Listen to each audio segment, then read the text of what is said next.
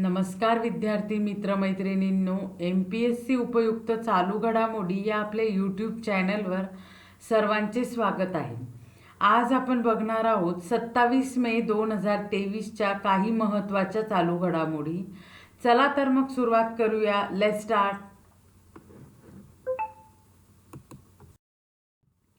आजची पहिली बातमी बघूयात. रिवार्ड संबंधी rejuvenating watershed for agriculture resilience through innovative development. Reward हा जागतिक बँकेच्या मदतीने 2021 ते 26 दरम्यान राबवण्यात येत असलेल्या पाणलोट क्षेत्र विकास कार्यक्रम आहे. शेतकऱ्यांच्या उत्पन्नामध्ये वाढ करण्यासाठी सुधारित पाणलोट व्यवस्थापनाचा अंगीकार करण्यासाठी राष्ट्रीय आणि राज्याच्या संस्थांची क्षमता बळकट करणे आणि सहभागी राज्यांच्या निवड करण्यात आलेल्या पाणलोट क्षेत्रांमध्ये मूल्य साखळीला पाठबळ देणे हा रिवॉर्ड या कार्यक्रमाचा उद्देश आहे. तर यात महत्त्वाचे म्हणजे रिवॉर्ड हा कार्यक्रम कशा संबंधित आहे, तर तो आहे पाणलोट क्षेत्र विकास कार्यक्रम आहे, जो जागतिक बँकेच्या सहकार्याने सुरू केलेला आहे. पुढची बातमी बघूयात. नव्या संसद भवनाचे 28 मे 2023 रोजी पंतप्रधान नरेंद्र मोदी यांच्या हस्ते उद्घाटन होणार आहे आणि त्या प्रसंगीच ऐतिहासिक सेंगोल नव्या संसद भवनात प्रस्थापित केले जाणार आहे. सेंगोल हा शब्द तमिळ भाषेतील आहे, जो सेम्माई या तमिळ शब्दापासून आलेला आहे. याचा अर्थ निष्ठा असा होतो. सेंगोल म्हणजेच राजदंड लोकसभा अध्यक्षांच्या आसनाच्या बाजूला स्थापित केला जाणार आहे. हा सेंगोल नावाचा ऐतिहासिक राजदंड भारताचे शेवटचे ब्रिटिश गव्हर्नर लॉर्ड माउंटबॅटन यांनी 1947 साली पंडित नेहरू यांना सोपवला होता. चोल, पांड्या या राजघराण्यांच्या काळात राजदंडाच्या माध्यमातून राज्याची सत्ता एका राजाकडून दुसऱ्या राजाकडे सोपवली जायची. अगदी तशाच पद्धतीने राजदंडाच्या माध्यमातून ब्रिटिशांनी प्रतिकात्मक पद्धतीने भारतीयांना सत्ता सोपवली.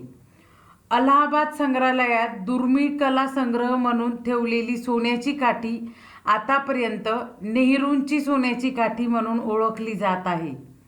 अलीकडेच चेन्नईच्या एका गोल्डन कोटिंग कंपनीने अलाहाबाद म्युझियम प्रशासनाला या काठीबाबत महत्त्वाची माहिती दिली होती. गोल्डन ज्वेलरी कंपनी VBJ असा दावा करते की त्यांच्या वंशजांनी हा राजदंड 1947 मध्ये शेवटच्या व्हॉइसरायच्या विनंतीवरून बनवला होता. या सेंगोलवर भगवान शंकराच्या आशीर्वादाच्या रूपाने नंदीला प्रस्थापित करण्यात आले होते. नंदी हा शक्ती, न्याय आणि सत्याचे प्रतीक म्हणून ओळखले जाते.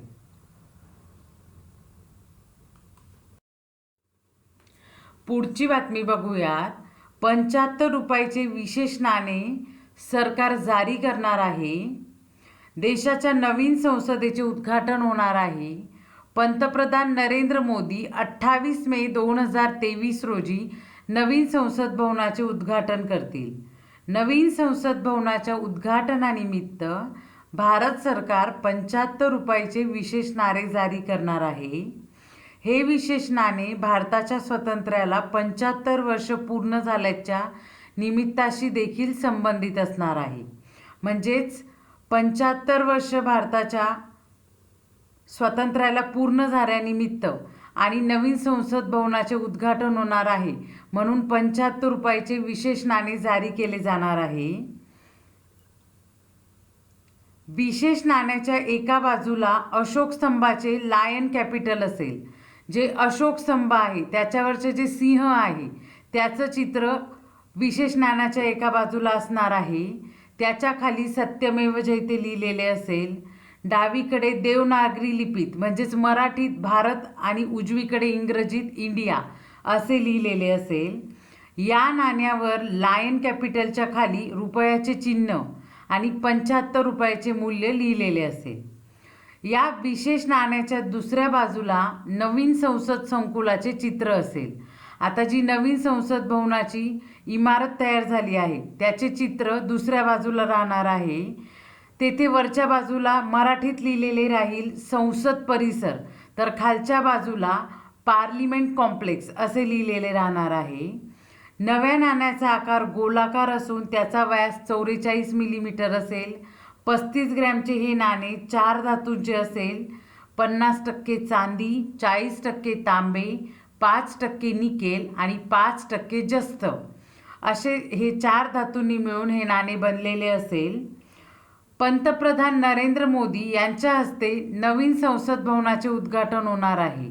सरकार विविध विशेष प्रसंगी नवीन नाणी जारी करत असते. आता ही विविध विशेष प्रसंगी जारी केलेली नवीन नाणी आपल्याला चलनात वापरायला दिसत नाही. ती फक्त विविध विशेष प्रसंगी जारी केली जातात, त्या प्रसंगाची आठवण म्हणून.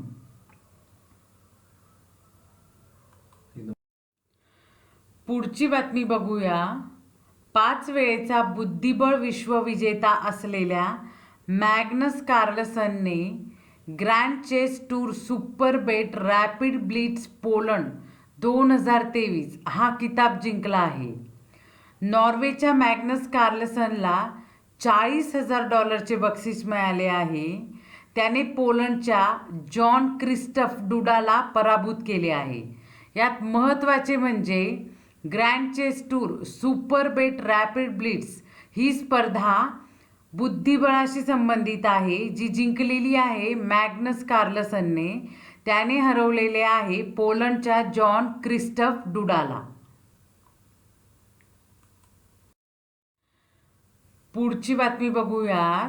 एलॉन मस्क यावेळी आणखीन एका नवीन प्रयोगासाठी चर्चेत आलेत. तर आपण बघूया का. एलॉन मस्क यांच्या स्टार्टअप न्यूरालिंकला USFDAने मंजुरी दिली आहे. तर ती का दिली आहे, काय करणार आहे न्यूरालिंक या प्रयोगाचा. न्यूरालिंक एक प्रयोग करणार आहे. त्यात ते मानवी मेंदूमध्ये एक चिप टाकणार आहे. न्यूरालिंक या प्रयोगात मानवी मेंदूला सरळ संगणकासोबत संवाद साधायला सक्षम बनवणार आहे. न्यूरालिंक ही मस्क यांची न्यूरल इंटरफेस टेक्नॉलॉजी कंपनी आहे. याच्या मदतीने एक चिप मानवी मेंदूत स्थापित केली जाईल. ही चिप मेंदूच्या गतिविधी नोंदवेल आणि मेंदूवर प्रभाव टाकणार आहे. म्हणजे ती चिप मेंदू कशा प्रकारे काम करतो याचा अभ्यास करणार आहे. आणि याच्यासाठी हा प्रयोग करण्यासाठी न्यूरोलिंकला USFDAने united state food and drug ॲडमिनिस्ट्रेशनने मान्यता दिली आहे. पुढची बातमी बघूयात. रिझर्व्ह बँक ऑफ इंडियाने मराठा सहकारी बँकेच्या कॉस्मॉस कोऑपरेटिव्ह बँकेसोबत विलिनीकरणाच्या ऐच्छिक योजनेला मान्यता दिली आहे. RBIने जाहीर केल्यानुसार विलिनीकरण 29 मे 2023 पासून लागू होणार आहे. 1946 मध्ये मुंबईत 7 शाखांसह स्थापन झालेल्या मराठा सहकारी बँकेला 31 ऑगस्ट 2016 पासून मध्यवर्ती बँकेने नियामक निर्देशांखाली ठेवल्यानंतर हा निर्णय घेण्यात आला आहे. तर यात महत्त्वाचे म्हणजे मराठा सहकारी बँकेचे विलिनीकरण कॉस्मॉस कोऑपरेटिव्ह बँकेत होणार आहे. पुढची बातमी बघूयात. फोनपे डिजिटल पेमेंट सेवा प्रदात्याने घोषित केले की युनिफाईड पेमेंट इंटरफेसशी म्हणजेच UPIशी 2 लाख रुपये क्रेडिट कार्ड जोडणी सक्षम करणारे पहिले डिजिटल पेमेंट ॲप बनले आहे. म्हणजेच फोनपे हे UPIशी संख्येने 2 लाख रुपये क्रेडिट कार्ड जोडणी करणारे पहिलेच डिजिटल पेमेंट ॲप बनले आहे. पुढची बातमी बघूयात. भारताच्या अर्जुन एरिगेसी या बुद्धिबळपटूने उझबेकिस्तानच्या नोदिरबेक याकुबोएवला अंतिम सामन्यात मात देऊन शारजा मास्टर्स 2023 ही बुद्धिबळ स्पर्धा जिंकलेली आहे.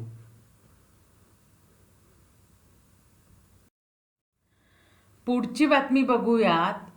संयुक्त राष्ट्रातील भारताच्या स्थायी प्रतिनिधी राजदूत रुचिरा कंबोज यांनी हेड कॉन्स्टेबल शिशुपाल सिंग, सावलाराम बिश्नोई आणि शाबर ताहेर अली यांच्या वतीने डॅग हॅमर्क्सजोल्ड पदके स्वीकारली. हेड कॉन्स्टेबल शिशुपाल सिंग आणि सावलाराम बिश्नोई हा पुरस्कार कांगोमध्ये केलेल्या कामगिरीबद्दल प्रदान करण्यात आला. शाबर ताहेर अली यांना हा पुरस्कार इराकमध्ये संयुक्त राष्ट्र सहाय्यता मिशनच्या कामगिरीबद्दल मिळाला आहे. डॅग हॅमर्क्सजोल्ड हा संयुक्त राष्ट्राच्या शांती सैनिकांना दिला जाणारा सर्वोच्च सन्मान आहे. हा पुरस्कार 2000 सालापासून सुरू करण्यात आला आहे. संयुक्त राष्ट्राचे दुसरे महासचिव यांच्या नावाने हा पुरस्कार प्रदान करण्यात येतो. तिघेही भारतीय सैनिकांना मरणोत्तर हा पुरस्कार प्रदान करण्यात आला आहे. पुढची बातमी बघूयात. 2022-23 सालासाठीची डेफकॉन परिषद लॉस वेगास, अमेरिका येथे होणार आहे. संगणक क्षेत्रातील तज्ज्ञ पत्रकार, वकील, अमेरिकी सरकारचे प्रतिनिधी, विद्यार्थी आणि हॅकर्स या परिषदेत उपस्थित राहणार आहे. ही परिषद सर्वप्रथम 1993 मध्ये घेण्यात आली होती.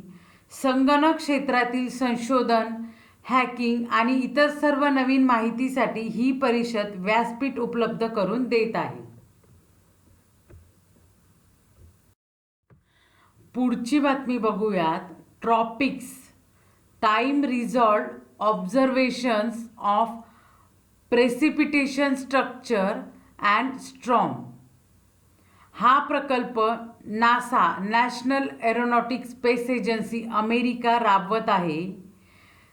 उष्णकटिबंधीय भागातील चक्रीवादळांचा अभ्यास करण्यासाठी हा प्रकल्प सुरू केला आहे. या मोहिमेत क्यूबसॅटचा वापर करण्यात आला आहे. पारंपरिक उपग्रहापेक्षा क्यूबसॅट जास्त प्रमाणात माहिती गोळा करतात.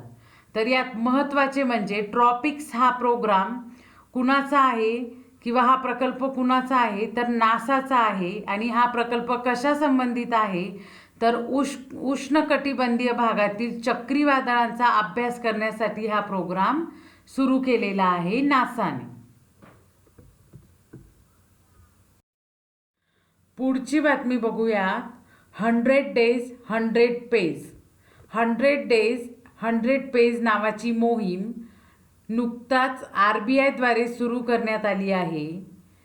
जी बँक खाती 10 वर्षापासून चलित स्थितीत नाहीत म्हणजे जी ऑपरेटिव्ह नाहीत अशा बँक खात्यातील रक्कम त्या बँक खात्याच्या मूळ मालकाला शोधून परत देणे हा या मोहिमेचा उद्देश आहे. पुढची बातमी बघूयात. केरळमधील CML बायोटेक या कंपनीने हस्की टेक्नॉलॉजीसोबत रक्त गोळा करणाऱ्या नळ्या म्हणजेच ट्यूब्स तयार करण्यासाठी लागणारे जगातील पहिले एकीकृत इंटिग्रेटेड यंत्र तयार केले आहे. हे यंत्र हस्की इचोर या नावाने ओळखले जाईल. तर एकीकृत यंत्र म्हणजे इंटिग्रेटेड एकत्र यंत्र. याचा उपयोग काय होईल तर हे आपण बघूयात. इंटिग्रेटेड मशीनमध्ये machine mould, hot runner, doser, humidifier, chiller, तापमान नियंत्रक आणि ड्रायर यांचा समावेश आहे. साधारणपणे ही कार्ये वेगवेगळ्या मशीन्समध्ये केली जातात. आता हे इंटिग्रेटेड मशीन तयार केलेले आहे तर ही सर्व कार्ये एकाच मशीनमध्ये केली जातील. ते कुठले तर हस्की इचोर या यंत्राद्वारे. पुढची बातमी बघूयात. Automated return scrutiny module for GST return हे स्वयंचलित मॉड्यूल आहे. हे मॉड्यूल केंद्रीय अप्रत्यक्ष कर मंडळाने CBIC central board for indirect कस्टमने विकसित केले आहे आपल्याला माहीत आहे की GST हा एक अप्रत्यक्ष कर आहे. आपण अर्थशास्त्रात शिकलेलो आहोत प्रत्यक्ष कर, अप्रत्यक्ष कर. तर त्यात GST हा एक अप्रत्यक्ष कर आहे. तर त्यासाठी हे मॉड्यूल तयार केले गेलेले आहे. 2019-20 नंतरच्या GST रिटर्नबाबत चौकशी करण्यासाठी हे मॉड्यूल विकसित करण्यात आले आहे. पुढची बातमी बघूया. भारताच्या संरक्षण मंत्रालयाने सकारात्मक स्वदेशीकरण यादी पॉझिटिव्ह इंडिजिनायझेशन लिस्ट जाहीर केली आहे. ही यादी म्हणजे अशा वस्तूंची आणि साहित्याची आहे ज्यांची आयात डिसेंबर 2028पर्यंत केली जाईल. त्यानंतर या वस्तूंची आयात थांबवून त्या स्वदेशी उत्पादकांकडून खरेदी केल्या जातील. म्हणजे संरक्षण क्षेत्रात आत्मनिर्भरतेकडे जाण्याचे हे एक पाऊल आहे. जर या वस्तूंची आयात थांबवली जाईल तर या वस्तू भारतातच बनवल्या जातील आणि खरेदी केल्या जातील. तर भारताचे परकीय चलन वाचेल आणि भारतात रोजगार निर्माण होईल. तर मित्रांनो, ह्या होत्या आजच्या काही महत्त्वाच्या चालू घडामोडी. व्हिडिओ आवडल्यास प्लीज लाईक करा, शेअर करा, सबस्क्राईब करा. थँक्यू.